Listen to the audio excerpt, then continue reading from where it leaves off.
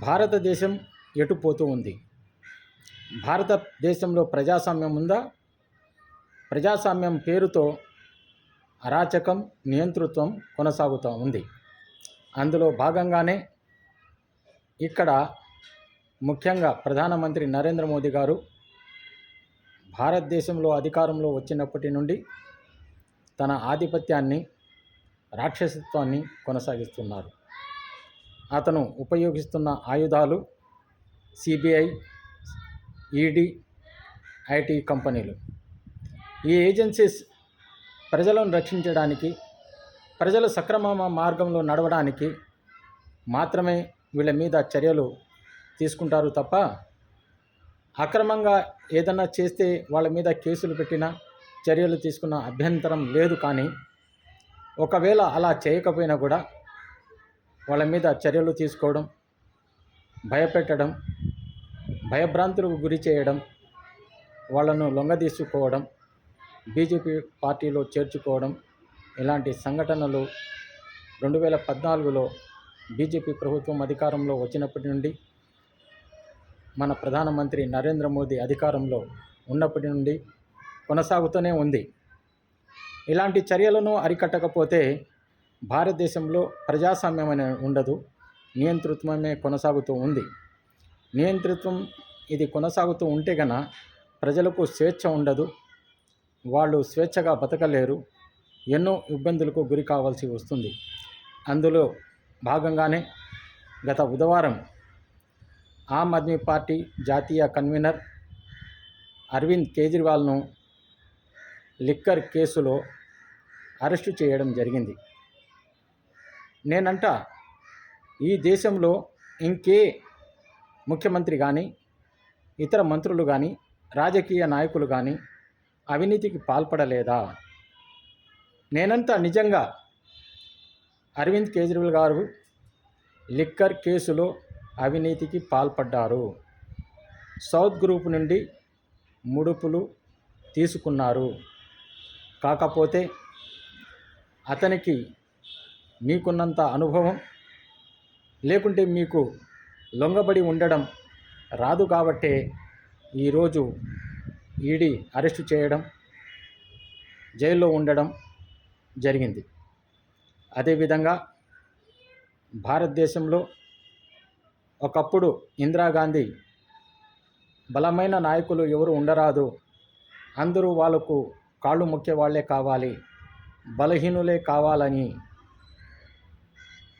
ఎవరైతే బలమైన నాయకులు ఉన్నారో వాళ్ళనందరినీ అణగదొక్కడం వల్ల వాళ్ళు కాంగ్రెస్ పార్టీని వదిలి తమ ప్రాంతీయ పార్టీలను ఏర్పాటు చేసుకొని అక్కడ తమ రాజ్యాలలో పరిపాలన గెలిచి కొనసాగించారు.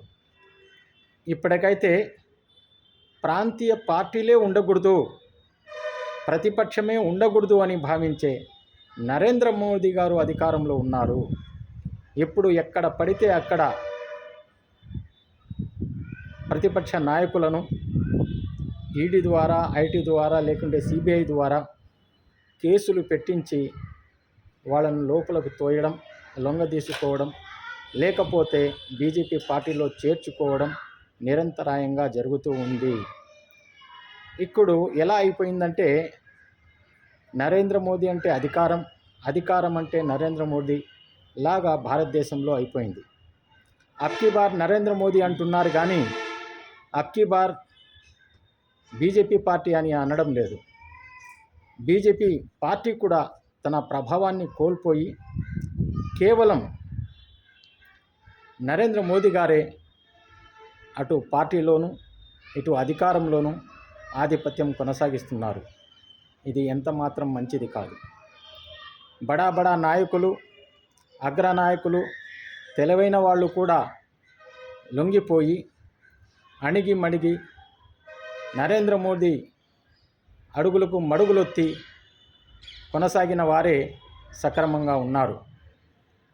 అందుకు ఉదాహరణగా ఒకటి ఒరిస్సా ముఖ్యమంత్రి, ఆ తర్వాత ఆంధ్రప్రదేశ్ ముఖ్యమంత్రి జగన్మోహన్ రెడ్డి గారు, ఆ తర్వాత ఇలా మిగతా రాష్ట్రాల్లో కూడా కొనసాగుతూ ఉంది.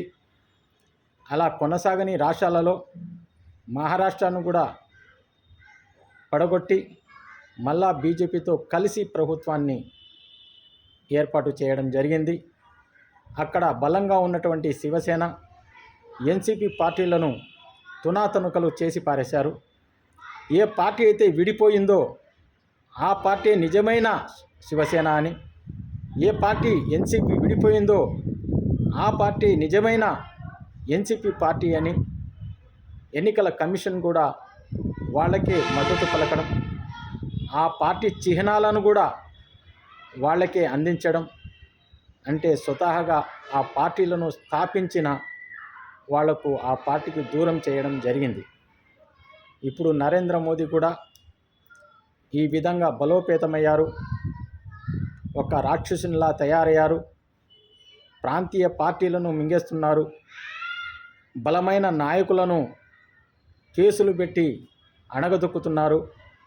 ఇది భారతదేశానికి, ప్రజాస్వామ్యానికి ఎంత మాత్రం మంచిది కాదు. ఇలాంటి ప్రయత్నమే ఇందిరాగాంధీ చేసి ఎలా కాంగ్రెస్ పార్టీ పతనమైందో బీజేపీ పార్టీ కూడా భవిష్యత్తులో నరేంద్ర మోదీ లేకపోతే ఎవరు అన్న ప్రశ్న ఉద్భవిస్తుంది. అతను లేకపోతే పార్టీ లేదా, ప్రభుత్వం లేదా, అధికారం లేదా, ఇలాంటి పరిస్థితులు రాకూడదనంటే తప్పనిసరిగా ఆ పార్టీలో అందరూ కలవాలి, అందరూ ఉండాలి, అందరి మాట చెల్లుబాటు కావాలి. ఛత్రాధిపత్యంలాగా, నియంతృత్వంలాగా ఒకరి మాటే చెల్లుబాటు అయ్యేటప్పుడు అలాంటి ప్రభుత్వాలు కానీ, అలాంటి వ్యవస్థలు కానీ, అలాంటి పార్టీలు కానీ అంతమైపోతాయి. ఈ పరిస్థితి ఇప్పుడు చూస్తుంటే నరేంద్ర మోదీ ప్రభుత్వం 400 సీట్లు కాదు, 40 సీట్లు కూడా తెచ్చుకోలేదు.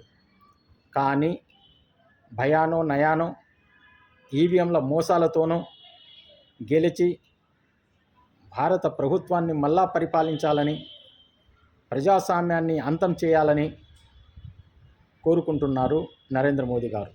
ఇలా జరగదు.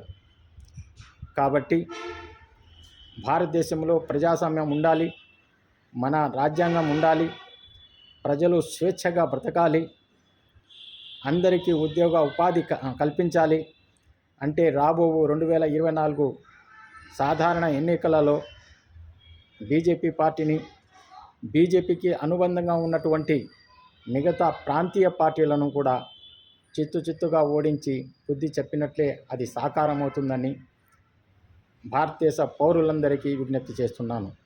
అదేవిధంగా ఈ భారతదేశంలో అధిక జనాభా కలిగినటువంటి మహాజనులు, బహుజనులు, ఎస్సీ, ఎస్టీ, బీసీ మైనారిటీలు తమ జాతి బిడ్డలు బాగా చదువుకొని బుద్ధిజీవులుగా ఉండి ప్రజలకు సేవలు చేస్తామని ముందుకొస్తే అలాంటి వారిని అసెంబ్లీకి, పార్లమెంటుకు ఎన్నిక చేయండి. ధనవంతులను, అగ్రవర్ణాల వారిని, రౌడీలను, క్రిమినల్స్ను ఎన్నుకుంటూ పోయినట్లయితే ఏ ప్రభుత్వము బాగుండదు, ఏ ప్రభుత్వ పరిపాలన బాగుండదు, అక్కడ ప్రజాస్వామ్యం ఉండదు, స్వేచ్ఛ ఉండదు, అన్నీ కోల్పోయి మళ్ళా బానిసలుగా బతకాల్సిన పరిస్థితి ఏర్పడుతుంది. కాబట్టి నేను మా దేశ పౌరులకు, మా దేశ ప్రజలకు, సోదరీమణులకు చేస్తున్న విన్నపం ఒకటే: మన ప్రజాస్వామ్యాన్ని కాపాడుకోవాలి, మన స్వేచ్ఛను కాపాడుకోవాలి అంటే రాబో ఎన్నికలలో మనువాద బీజేపీ పార్టీకి, బీజేపీ అనుబంధ పార్టీలకు ఓట్లు వేయకుండా ఓడించి మన ప్రజాస్వామ్యాన్ని కాపాడుకోవాలని విన్నవిస్తున్నాను. షేక్ అమీన్ పీరా, కడప పార్లమెంటు అభ్యర్థి, హైకోర్టు న్యాయవాది, కడప.